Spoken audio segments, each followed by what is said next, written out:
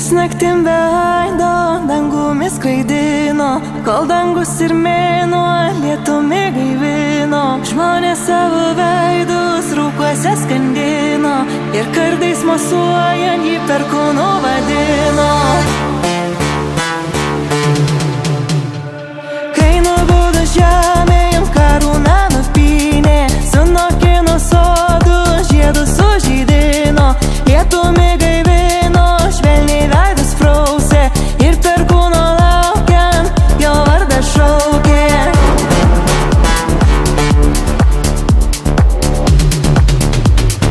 Perkūnu vadino.